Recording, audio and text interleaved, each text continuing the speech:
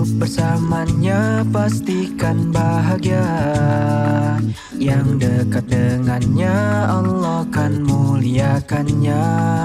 Inilah Al-Quran, petunjuk umat manusia untuk dapatkan rahmat dan ridhonya.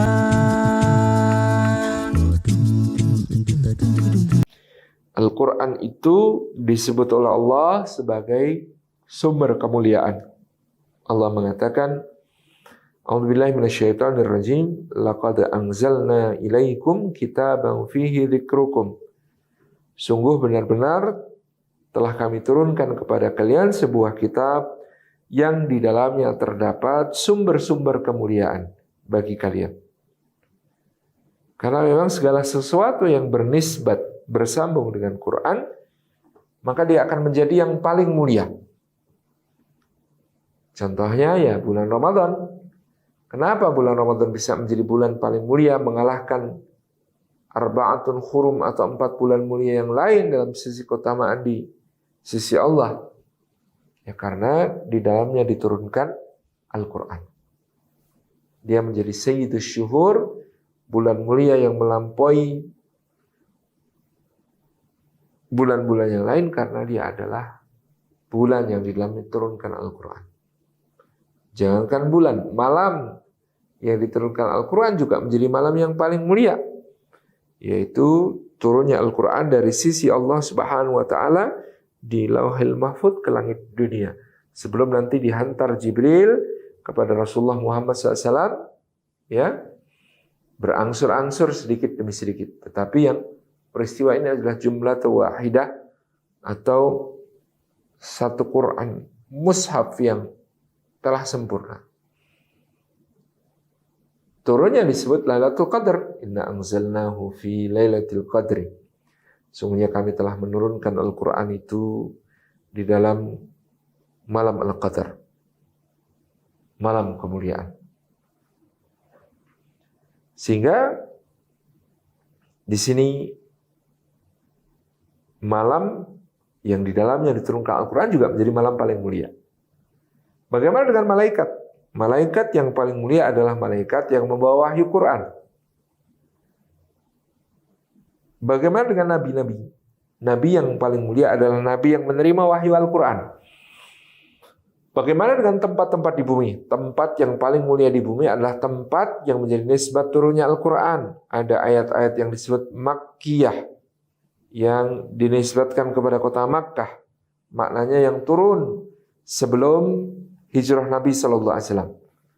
Ada ayat-ayat Madaniyah yang dinisbatkan kepada kota Madinatul Munawwarah, tempat Rasulullah SAW berhijrah dan kemudian berjuang sampai akhir hayatnya di kota tersebut, dimakamkan di kota tersebut, di Madinatul Munawwarah. Maka dinisbatkan semua ayat yang turun sebelum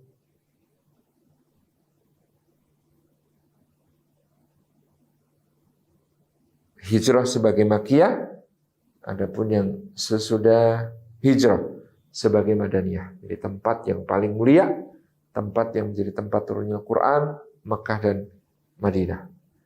Jadi disinilah kita kemudian menjadi tahu bagaimana kalau kita ingin menjadi makhluk yang mulia di sisi Allah, ya, jalannya adalah Al-Quran Karim. Jalannya adalah Kitabullah yang bersama ibadah yang khas di dalam bulan Ramadan, yaitu puasa atau siam, maka dia menjadi pemberi syafaat. Dua-duanya yakni Al-Quran dan puasa. Kelak di hadapan Allah Subhanahu wa Ta'ala, puasa dan Al-Quran akan memberi syafaat kepada ahlinya. Orang yang pertama yakni puasa, si amal yang pertama yakni puasa mengatakan, ya Allah, aku telah menahannya dari syahwatnya, dari apa yang diinginkannya pada siang hari sampai dia merasa lapar dan dahaga. Itu yang dikatakan oleh puasa. Maka jadikan ya Allah dia min ahlil jannah, min ahlil khair. Itu yang dikatakan oleh puasa.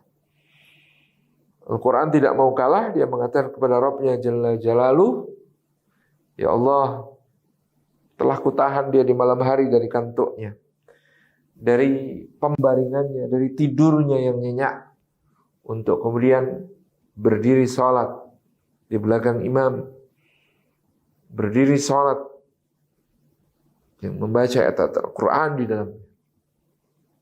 Ini menjadi sebuah aktivitas ibadah yang luar biasa. Dalam bulan Ramadan, Al-Quran dan puasa menjadi dua yang memberi syafaat di yaumil qiyamah kelak.